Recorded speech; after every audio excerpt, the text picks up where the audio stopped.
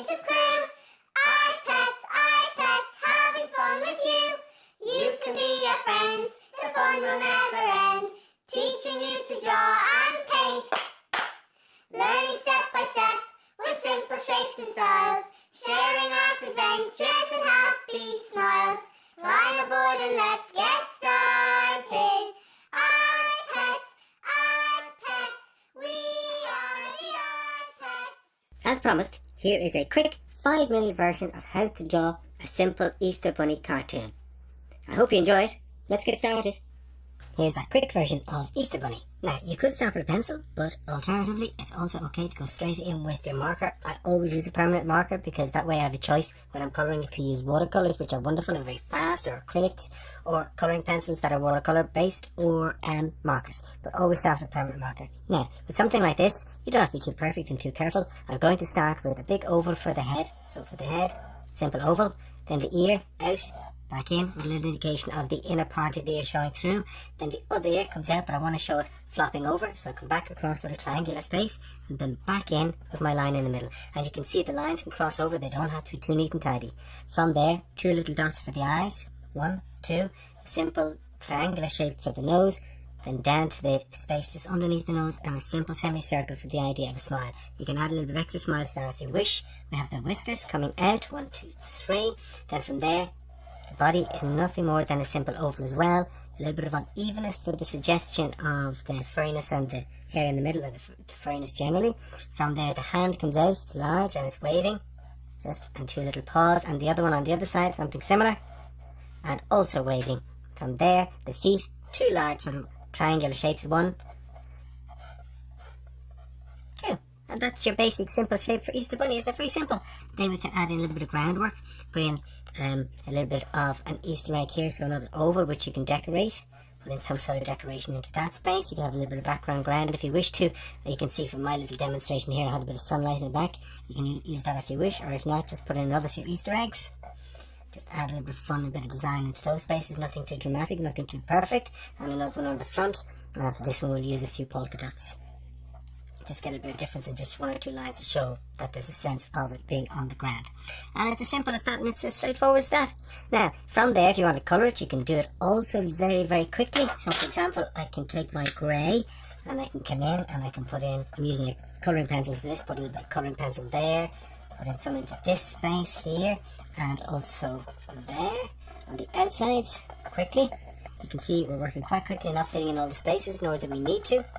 Just block into those areas there, similarly so here, and also there, and the other paw.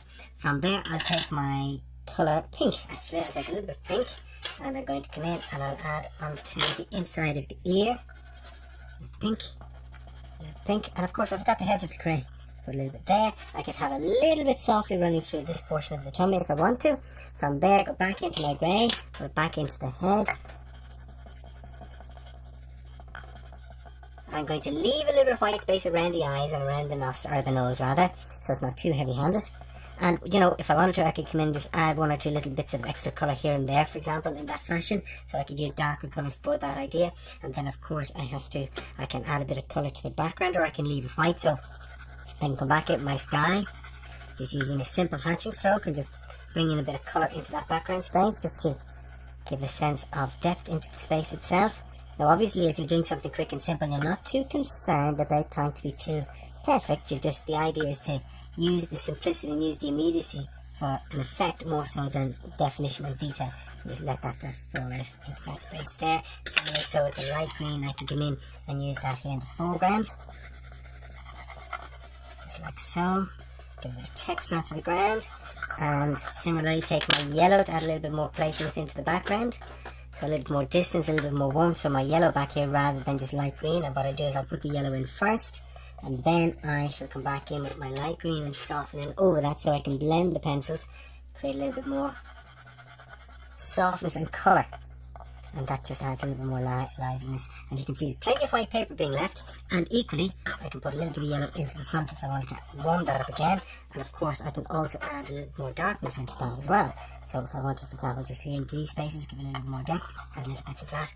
And then finally, all I need to do is consider exactly what I want to do with the idea of the Easter egg. So put little bits of yellow, and to speed things up, use the same colour in different places at the same time. And that way you're not constantly changing colours. We take some of my red, do the same thing. And I'll put this red here in the foreground. You can see just the simple hatching strokes. And a little bit over here. Let's see, we'll take a little bit of this turquoisey colour, put that over there. We'll put that up on the top. We'll use the white of the paper itself. And that's pretty much all you need to do if you were looking to do something very quick and very lively and very dramatic in terms of the Easter Bunny or anything else like that. As you can see, it's very simplistic, it's very straightforward, but it's also very, very effective. And if you're looking to do just simple basic cartoons, anything can be turned into a cartoon, be it a person or an animal or an object. Anything can be cartoonized. What did you think of that? Much simpler, isn't it? Certainly faster. But even though it's simpler and faster, it still takes practice. Regardless of what you decide to do, it's all about giving yourself time to practice and get used to the shapes and get used to the ideas. We'll continue to do more cartooning in the future, myself and Captain Puppy Fluff, both the complex ones and the simpler ones. In the meantime, enjoy your art adventures, and I look forward to seeing you soon. Bye! Oh, and I nearly forgot. In our next video, we're going to show you how to draw and paint a unicorn. Yay! Bye!